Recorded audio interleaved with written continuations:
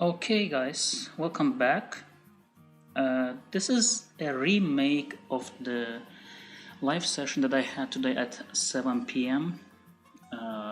So this is basically why did I decide to remake the video? Because we had some kind of a technical problems, and I wanted to make sure that I fix them, and we have some kind of a remake of this session. So this session is basically the session on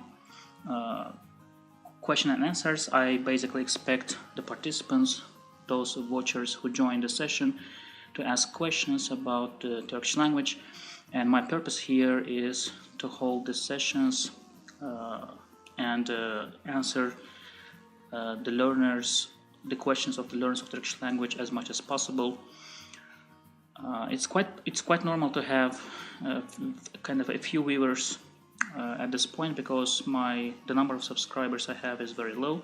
So I basically will start this kind of sessions with my own topics in mind, and on the go, as you watch, as you join, as others are joining, I expect actually you to participate too.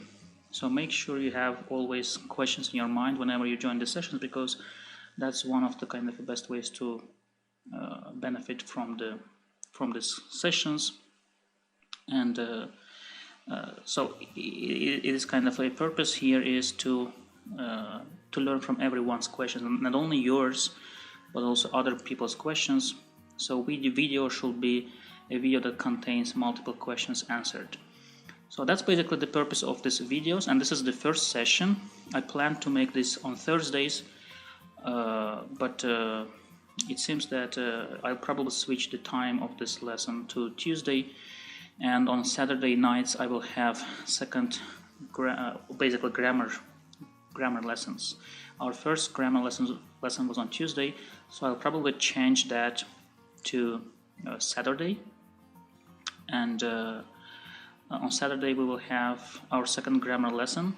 On Tuesday we will have question and answer session, and on Thursday we will have sentence construction session. So basically we will have at least 3 sessions per week. That's my target, but based on the demand, it seems that some people need more grammar sessions, so it might be also the case that we switch or we increase the live sessions on the grammar topic to at least 2 sessions. So we will see it on the go. It depends on the flow. It depends on how many people join and want further grammar sessions, grammar related sessions. So what do I have today to talk about? Let me open my my kind of a work pad. I will be working on some kind of Word type document, and I'll try to answer all your questions based on this sheet. Okay, so today I had one of the questions under the video comments was about with and without, how we say with or without in Turkish language. So I thought that it might be a good idea to start with this one, with Q&A session. So how do we do really this? And by the way, as you watch, as people join and watch, you can also think about your own questions. This is my own question, my kind of own topic that I wanted to start the video with. So as you go, just make sure to think of your own questions too. So let me explain how we do with and without in Turkish language. Now, normally, if you just translate with into Turkish language, it will be ile. Okay, so with in Turkish language is written as ile. But one thing with ile is that it can be used separately from the word, or it can be attached to a word. Okay. In most cases, in practice, when we speak in spoken Turkish language, we usually combine it. We usually combine it with the words, especially with pronunciation. but not only with pronunciation, in writing too, we tend to combine this ile with the object or the word, the noun that we are talking about. So if we say, for example, with a car, araba, right? With a car, we will combine it with and say arabayla. But how do we combine? There is also a rule here, of course. If you want to combine it with anything, normally it's just one version, okay? It's just ila. There is no ila, or ula. It's just one preposition, let's say. But when we combine it with words, there are two possible versions. So when you combine, you may have it as, let me just make it like this. So when you combine it with words, you attach it as either la or la, okay? So if you combine to a word, you attach it to a word, you make it either la or la if the word ends in consonant, and if the word ends in vowel, you will make it ila or ila, okay? So let me just make it ila. That's basically how we use the word with. Okay, so let me just give a couple of examples in order for you to understand how it is transformed. Okay, let me just go here. Okay, let's look at the examples. First example, let me just make it this one. Okay, Ali came with Emre. Okay, so how do we say? Because we say with Emre, we have to attach, use ile after Emre. Okay, not before, but after. So Ali Emre ile geldi. And when we combine this, when we attach the ile to Emre, when we in wording in spoken language combine it, we have to say Emre ile. Okay, Ali Emre. You see, Emre ends in vowel, therefore we have to add y, right, le and e. But one thing important here is that because proper nouns always have apostrophe before the endings, we have to separate the ending here from the noun, from proper noun, from the name, right, with apostrophe. So we just write like this: Ali Emre ile geldi. That's it. Okay. So we transformed Ali came with Emre, Ali Emre ile geldi. We transformed to Ali Emre ile geldi. Don't forget, in Turkish, all proper nouns, whenever they get any ending, okay, any suffix, they always are separated with apostrophe. Okay, let's go and look for a second example. Another example here.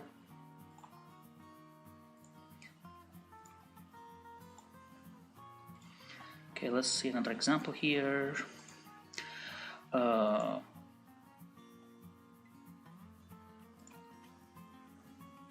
me enter. Okay, for example, if you want to say come with me, okay, come with me. So how do you say? You say ben ile gel, right? But in writing and in spoken language, we never say it separately. Okay, we never say ben ile gel. We say ben. So then you combine, right? You have the, because it ends in consonant, you either have to add la or le, and because it's the vowel in ben is soft vowel, we have to add la. So ben le gel. Okay, very simple. Come with me, ben le gel, and that's the proper one. Okay, this is the green one. Let me just make it a bit different color for you. Okay, let me just leave it like that. Okay, so ben le gel. Let's look at another example here.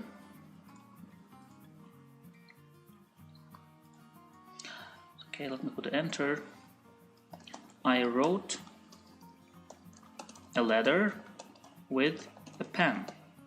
Okay, now I wrote, you know it's right, yazdım. So mektubu, let me first write and then I'll explain. Okay, mektubu which means accusative case. Letter means mektup, right? This is letter, mektup. But because it's accusative case here, because you have an action upon something, okay? Therefore, you have to make it accusative case, adding I, U, Ü, and because the last vowel is U, rounded hard vowel, we add U, right? Mektubu. And we also convert P to B because of the rule of the kind of a softness. Mektubu. Then we want to say with a pen, right? With a pen, which means what? Kalem ile yazdım. Yazdım. And if we want to transform it to a spoken language where we combine kalem and ile, then we will just say what? Kalem le, right? Because the last vowel in kalem is soft vowel, so we use le, and the word ends in consonant, so it's just le. Kalem le. Mektubu kalemle yazdım. Mektubu kalemle yazdım. That's it. Okay, let's look at another example here.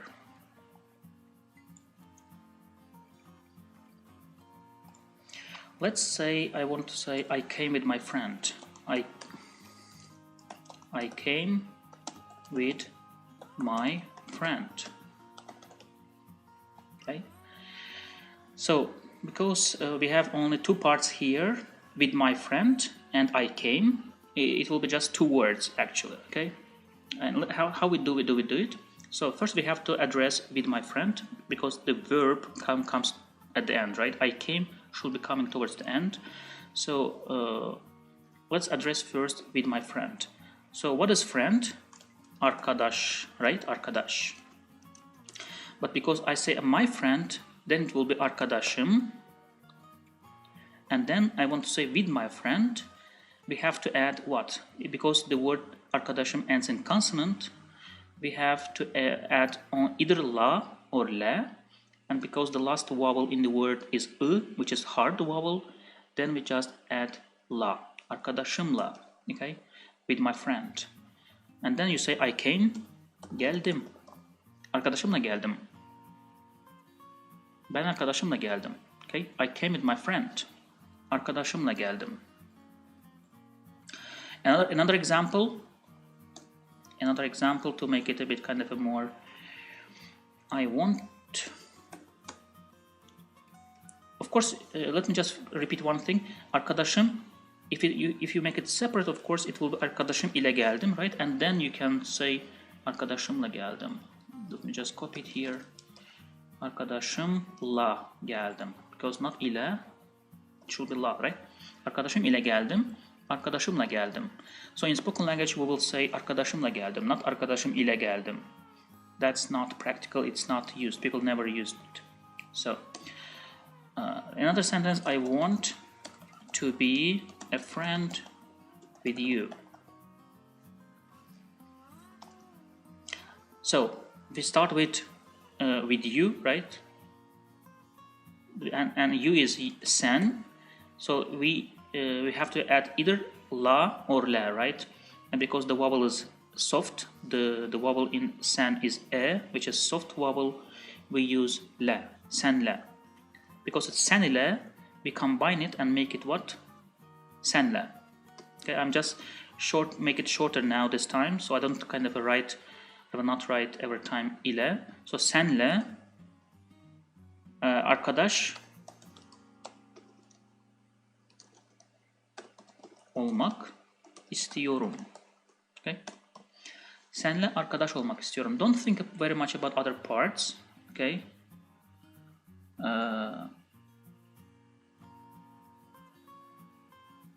Okay, Fabiola. Okay, I'll come back to that one. Let me just finish this one. Okay, I just saw Fabiola's question here. So, I want to be a friend with you.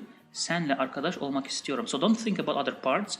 Focus on the with for now. Okay, with, because we are here at this point. We learn kind of this is our question. Let me just go over the question. Okay. So let me just put that as a red. Okay, this is our question. And let me give you last example about with, and then I'll explain Fabiola's question. So I had a fight, or I fought. I had a fight with my elder sister. So elder sister is in Turkish is abla, okay? Then you say my, ablam. Abla is elder sister. My elder sister is ablam. And then you say with, which means you either have to add either la or la, and because it's hard vowel, we have to say ablamla, ablamla, ablam ile, right? And we transform it into spoken language as ablamla. Ablamla kavga ettim. Kavga etmek is to fight, is to have a fight, okay? Kavga etmek. So let me just put it here. Kavga etmek. Kavga etmek is to fight. To fight. Okay, it's basically verbal fight, okay?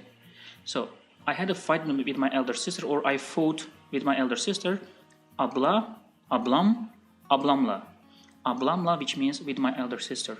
Kavga ettim, I fought with my elder sister, or I had a fight with my elder sister. Okay.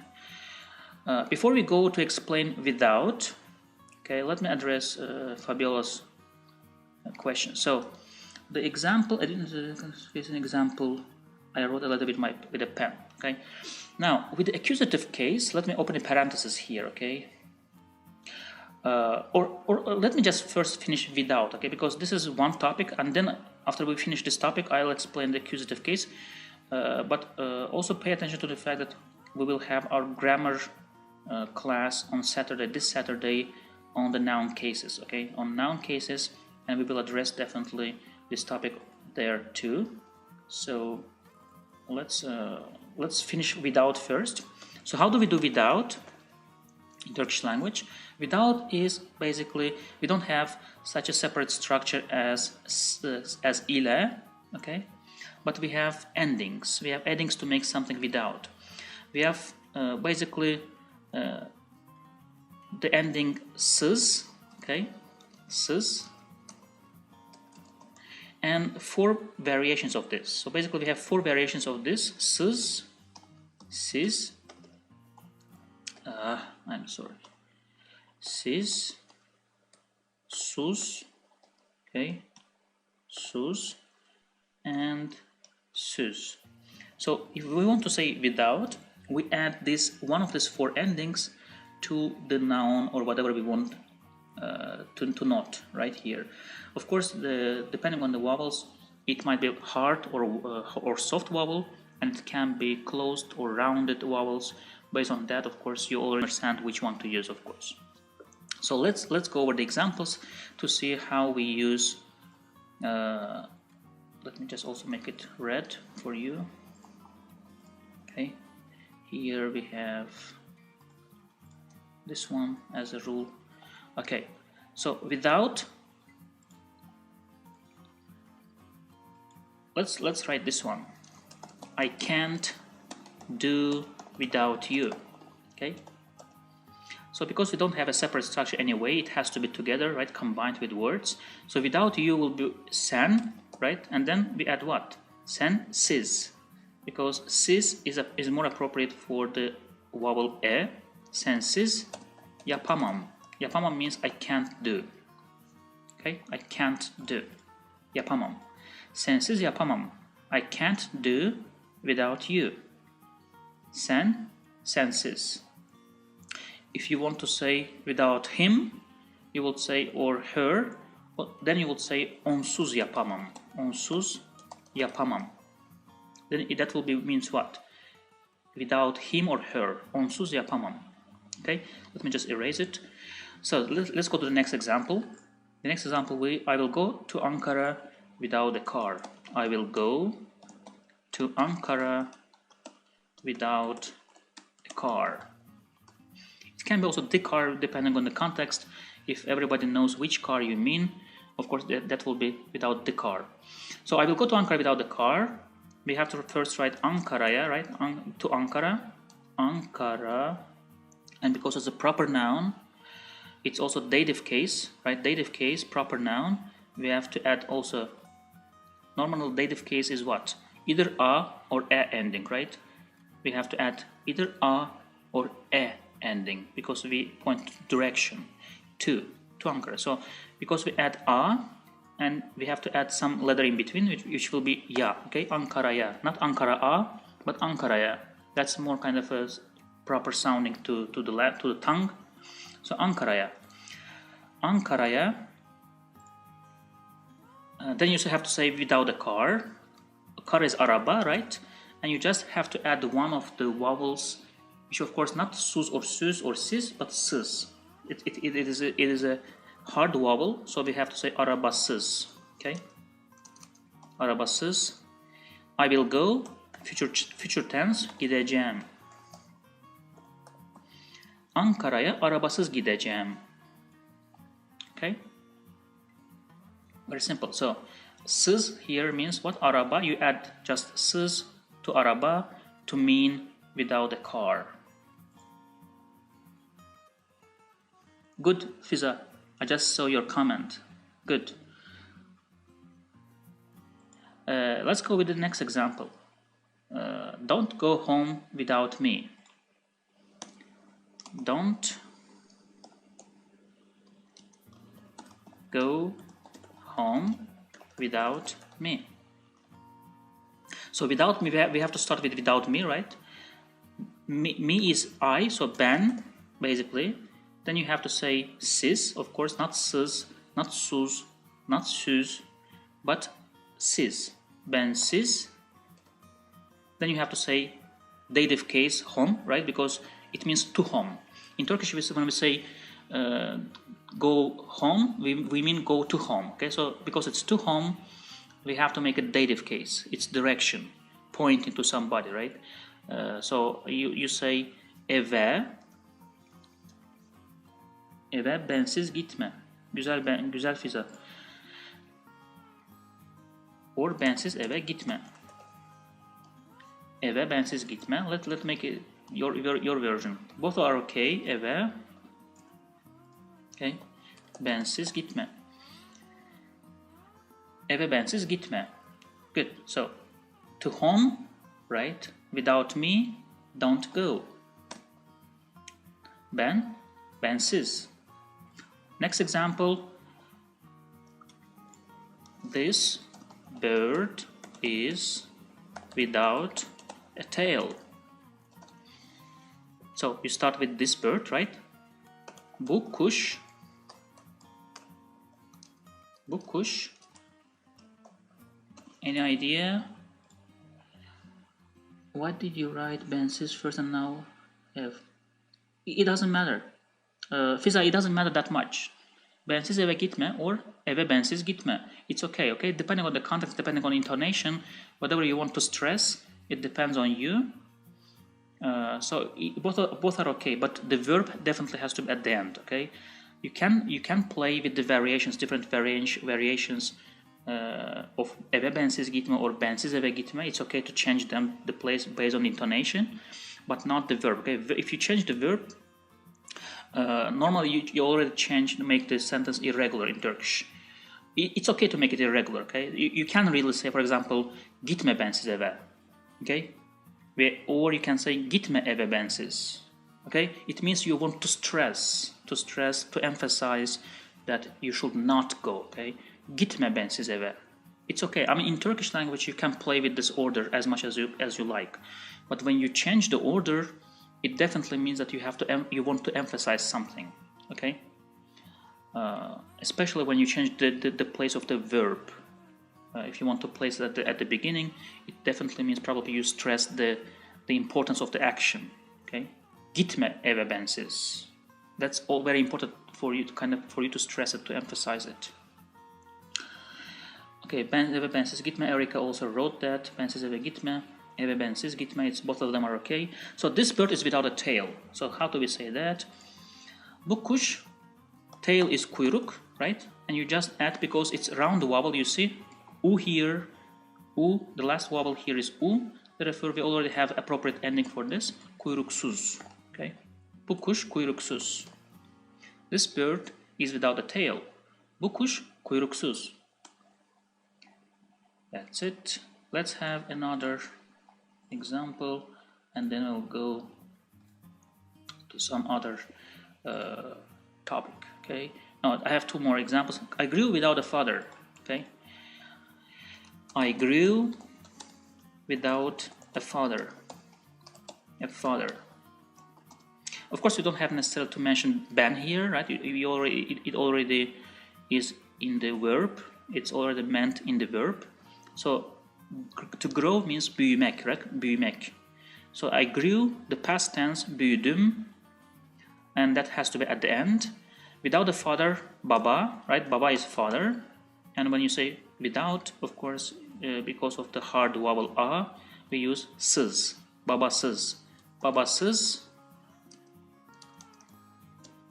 Let me see whether you wrote it. Okay, babasız büyüdüm. Good, Fiza, good.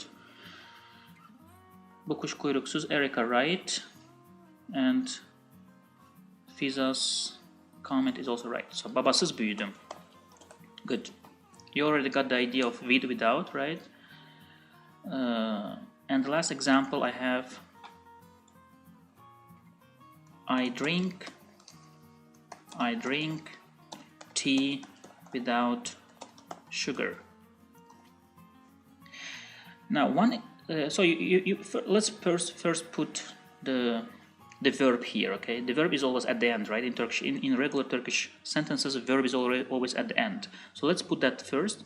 İçerim, right? İçerim is I drink. That's the present tense. İçerim. Okay.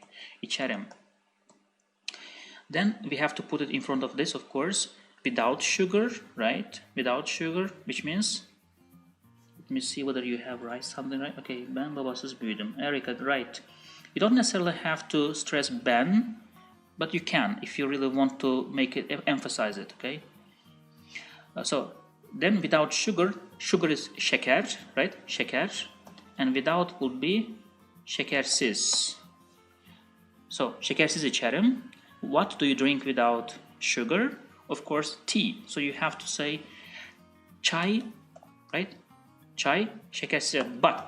But very important kind of element here, we never say çay şekersiz. We say çayı. Çayı. Okay, that is kind of an irregular thing because we don't say çay şekersiz içerim. That's very weird. Okay, you always point it as a accusative case. Okay, çayı. Accusative case here. So we say normally çayı means the tea, right? But in English, when we say I drink tea, we don't necessarily mean the tea. We say generally, right? I drink generally tea without sugar. But in Turkish, when we say I drink tea without sugar, you point here to a very definite case. Okay, çayı. You mean the tea. You drink tea, the tea, without sugar. Therefore, it is not çay, but çayı. Çayı şekersiz içerim. Okay. Good, Fiza, you already got it right too. Now, in regard, I think this is it in terms of the with and without. Okay. Now let's explain what Fabiola had asked at the beginning. The accusative case. Normally we have 4 cases. 6 cases. Okay, and every noun again has every noun can get one of the 5 endings or no ending at all, which is the 6th case. Okay, which is the 6th case.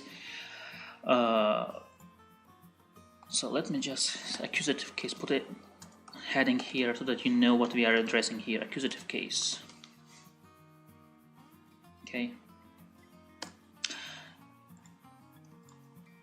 Now, accusative case is when we add the ending ending ı, okay, ı, i, u, or ü. okay, to nouns and everything that acts as a noun. So why do we do this? We normally want to specify something that we have action upon. Okay, for example, when you drink tea, when you drink the tea, right? If you want to really specify which tea, right? Definite, make it definite. You really have to add to make it accusative. For example, you can say çay içiyorum, right? Çay içiyorum. It means what? I am drinking tea. But if you want to specify specific tea, that you drink that tea in the cup, right? Then you will say çayı içiyorum. Or, for example, when you say I love you, that you makes you definite here, okay? You don't say sen seviyorum, because sen means it's a subject. Seni means it's an object. I'm pointing to you now, and there is an action upon you. Therefore, there is an action of loving upon you. I'm the lover, and therefore you say I love you. There is an action here happening upon somebody. Therefore, you basically go with adding one of these endings to make it definite. Okay. For example, you can say araba görüyorum. This means I see a car. But if you want to say I see the car, which makes it definite, then it will be what? Arabayı görüyorum. Accusative case makes everything definite. Okay. Yes, Abdullah. Yes, this will be saved. It is live and it will be saved. Okay, so you can watch it afterwards too. So whenever we use accusative case, we mean a specific and definite thing. So there is one thing, for example, you can say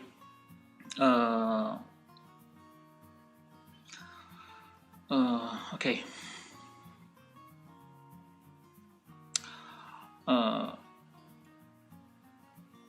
Kalemi, right? I see the pen, for example. I see the pen. If you want to say I see a pen, you will say kalem görüyorum. Okay. Or if you want to say I see a human or a human being, you say insan görüyorum. But if you want to say I see the pen, I see the person, the human, you will say kalemi görüyorum. İnsanı görüyorum. Okay.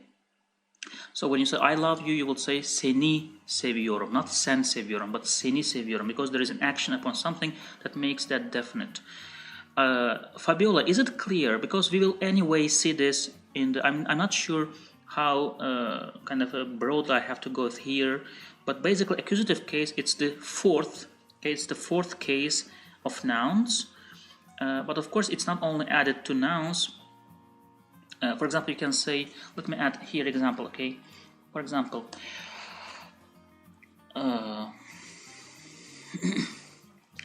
seni görüyorum, okay? Which means I see you. There is an action upon you, which is seeing, okay? I see you, and it also makes definite. I see you, not a general thing. It's not kind of some general thing. It is you, exactly you, and nobody else. I see you. Or mektup. If you say mektup yazdım, right? Mektup yazdım. It means I wrote a letter. I wrote a letter.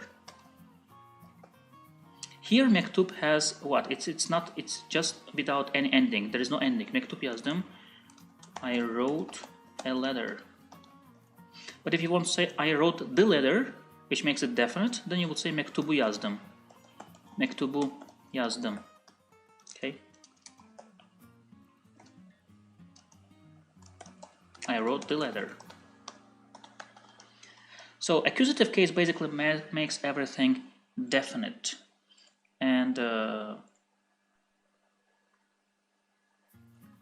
for example, when you ask your child, did you finish the homework? Okay, you have to use accusative case.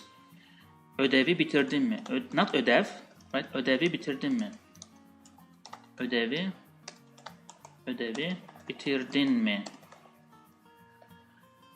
Which means, did you finish the homework? Did you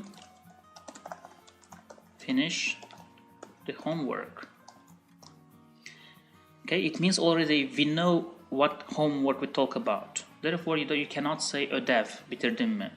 Did you finish the homework? Or did you finish your meal? Okay, you ask your child, did you finish your meal? Yemeği bitirdin mi? Okay, yemek, right? Then you have to add here what? E as a case, and because you have to make letter K soft, you make yemeği. Yemeği bitirdin mi? Okay. Did you finish the meal? Okay. So this is basically accusative case. Any other questions? Okay. Fabiola, you can ask actual specific sentences and we can go over them.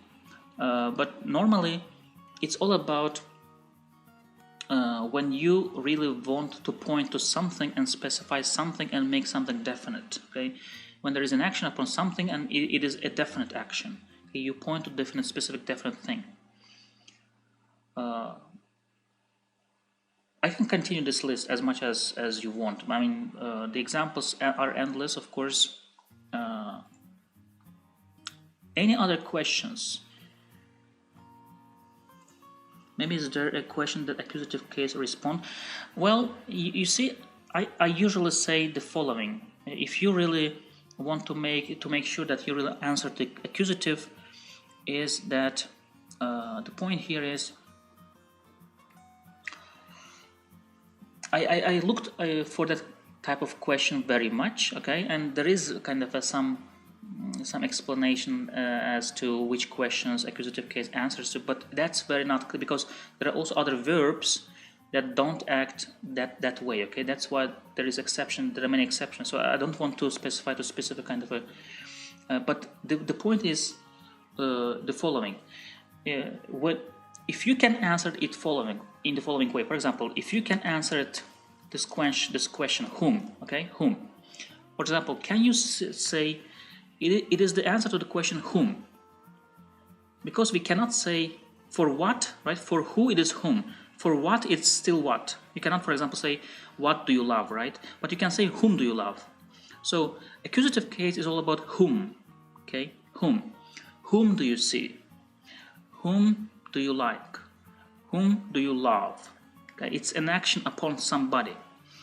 So I think that might be the best example of how you really understand if something is accusative case or not. Okay, whom you see, whom you like, whom you love. Okay, and also the what version of this, whom format. Okay, that's basically how we and also think about the name of this accusative, right? You accuse somebody. It's all about accuse whom. Accusative is exactly called accusative because it's all about accusation. You accuse somebody in something, for example. Think about that, okay? You accuse whom? Somebody. Okay? Seni, onu, bunu. That's basically how the accusative case acts. So you have four endings, possible endings. It's I, U, Ü, and it acts as accusation. That's why it's called accusative.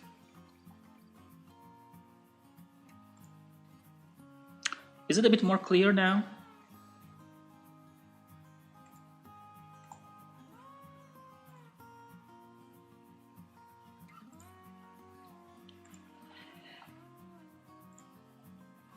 By the way, is streaming more or less fixed now? You also see everything properly and on time? I think I have fixed it because there was some kind of a encoding related issues. So I think I fixed that one. It should be now more or less synchronized with what you see and what I am doing here. Now, one note before we go to something else. One note is in regard to siz. Let me go back here to siz. Remember, without, when we say without, we add ending siz, sis, right? Sus or sus. So basically, we have these four possible cases to make something without. And don't forget, we always add this, combine this with the words for which we want to say without. Okay, but does it mean that whenever we have sız, siz, sus, or süz at the end of the word, it means without? Meaning-wise, yes, meaning-wise. But translation-wise, it's not always the same. For example, we can have words. Okay, let me give examples here. We can have, for example, words like kararsız. Okay, kararsız,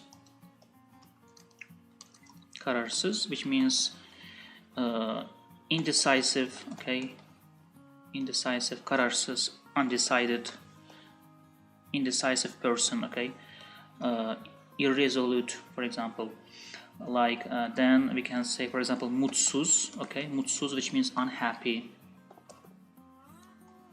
You see, technically, or let me also add one more example here. For example, you can say gereksiz. Okay, gereksiz, unneeded or useless, unneeded. Okay, unneeded. Now, technically, when you think about these cases, okay, normally they already mean without. For example, look at the kararsız, right? Karar means decision, and kararsız means without decision, so indecisive. So in Turkish, some of the adjectives are made by adding this ending sız, siz, sus, süz to the other words. So in essence, yes. In essence, for example, mutsuz means without happiness, right? So we made an adjective by adding the sus ending to the mutlu or mutsuz, right? And technically, yes, it means without happiness, right? Gereksiz means without need, unneeded, without need, or useless, right? So, but we don't necessarily use it in language to mean without. We just say unhappy, because there's a translation for unhappiness, right? Kararsız means it's indecisive. So technically, sus, siz, süz, almost always means it is some kind of a less or withoutness. But it also can mean just simply a specific adjective, okay? Adjective that was made using these endings.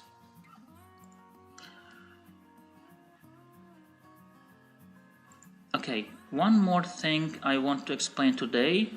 If you don't have any other questions, let me just address one more topic here, and then maybe we will finish if there are no questions. So what is the difference between Neden and Niçin? Niçin. Both of them mean why, right? Both of them mean why. But what is the difference between the two? In Turkish, there is almost no difference between the two. But neden is mostly used to mean the reason, when you ask the reason, okay, reason. For example, the reason of coming. Neden geldin? Why did you come? What is the reason that you come? Okay, you came, for example. While niçin usually means the purpose. For what purposes? Because niçin is the equivalent of what? Ne için. Okay, ne için. It's a combined version of ne için. İçin means for what, right? Niçin is the short version of for what. And therefore, usually, while neden means the reason, you are asking the reason, niçin usually means the purpose. What is the purpose of your coming? Niçin geldin? So let's say neden geldin will be, okay, let me put market key. Why did you come? Okay, which means what is the reason you came? While niçin, oh, I'm tired of this misspellings. Niçin geldin, it will be what did did you come for? What did you come for? However, okay, don't forget that both can be used interchangeably. Okay, both can be used interchangeably, and you can still mean why, generally why, when you say niçin. Okay, niçin yapmıyorsun? Why don't you do it? What is the reason you are not doing it? Okay, niçin yapmıyorsun? Niçin yemiyorsun? So you can say why don't you eat? To understand the reason, even if niçin usually means the purpose. Why did you come for? Right? Why don't you eat? What is the reason? The reason is most. I mean, both are used interchangeably, and both are mostly used to ask the reason. Okay, it is really weird to ask the purpose specifically. There is no separation in practice. You can use both of them, but this is basically the nuance difference. Okay, the small difference between the two. Neden means reason versus niçin means purpose, and both of them mean why. Okay, could you say niye geldin? Yes, of course you can say. Enes, I think your name is Enes, right? Enes, I'm not sure how to pronounce your name, but yes, you can say niye geldin. Niye geldin means, but yes, niye is already equivalent to neden. Okay, neden geldin, niye geldin. And let me add that one too. Okay, also here, niye. Okay, niye. And what's the purpose? Also can be purpose. Okay. So basically, you have three versions, and for niçin it's mostly the purpose. Niye is a general one. Niye means why. Okay, generally why. It can be reason or purpose. It doesn't matter. Niye geldin? Niye geldin?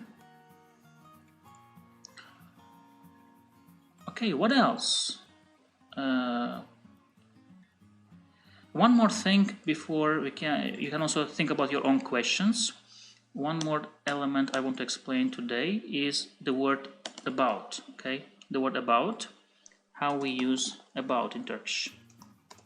The translation, the literal translation you will see in the dictionaries is hakkında. Okay, hakkında. Hakkında. Let me just make it hakkında. Okay, about. But hakkında is usually used, of course, for the third persons. Okay, for example, you want to say, what do you know about me? Let me just say a different example before we go for the. Let's ask the question. Ali hakkında ne biliyorsun? Okay, what do you know about Ali? What do you know about Ali? So you place it after the objects or whatever you want to talk about. Okay, after, not before, like in English, but after. Ali hakkında ne biliyorsun? Okay, or you want to say, for example, bu kitap hakkında ne biliyorsun?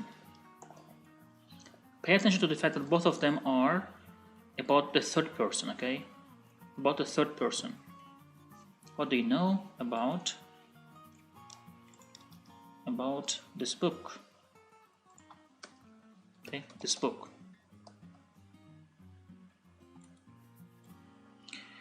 Okay, where did it go? Okay.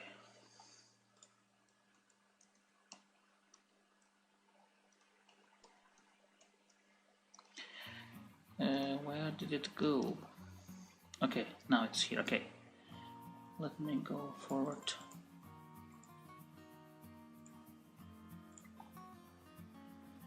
About this book. Okay, what do you know about this book? Okay, now when you talk about, for example, me, them, you, then hakkında, the word hakkında changes the structure. Okay.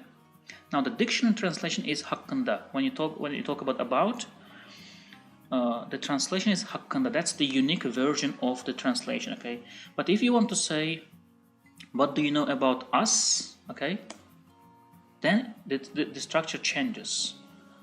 Hakkımızda ne biliyorsun? Okay, now it will be What do you know about us? You see? So hakkı, it is until specific place, it is stable. But when we talk about different persons, so the third person is hakkında, yes, the third singular person, hakkında. But when we want to change it and to make it us or them or me, okay, then it will be completely different. So let's make it just kind of a change based on persons, okay? If you say about me, it will be, right, about me, hakkında. About you, hakkında, okay? About him or her, which means onun hakkında, right? This means, let me just make it also full, okay? Benim hakkında, benim hakkımda. Senin hakkında. Onun hakkında, which is same with the you structure wise, right? Onun hakkında. Bizim, so about us, bizim hakkımızda, okay? And then about us, about you, plural or formal language, okay? Sizin hakkınızda, and last one about them, onların hakkında, okay? So you see, the person wise we do change it to adjust to the kind of to different singular or plural versions of the persons. But you see, it's in the second, in the third, in the last one, we don't change it.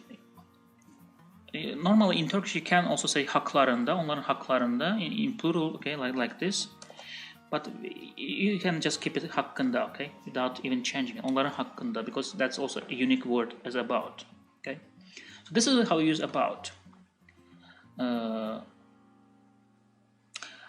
So this is basically the things that I wanted to explain today, in case nobody had questions, this kind of topics, and they are random, okay?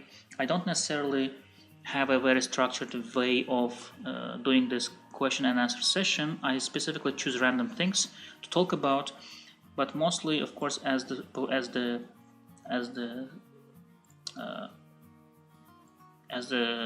number of subscribers grow, I expect, of course, everyone to contribute somehow by asking the questions, different questions. So hopefully we will have more questions in the future when we have a much bigger population. So right now I don't have any other topics to discuss. If you have, you can ask, your question. If not, I'll probably finish this topic for today, this live session. Again, don't forget, on Saturday evening, most probably it will be 7 p.m. Istanbul time, Saturday, okay? We will have a topic on grammar, and this time I will cover noun cases, okay? Noun cases, which is basically about the possible endings that nouns and adjectives and everything that acts as a noun can take. Those endings that you see in the sentences, in Turkish sentences, in spoken language, they are all coming mostly from these noun cases. So I encourage you to join that class specifically, and if you cannot join, definitely watch the recorded video, because that's one of the most important topics you may really learn in Turkish language.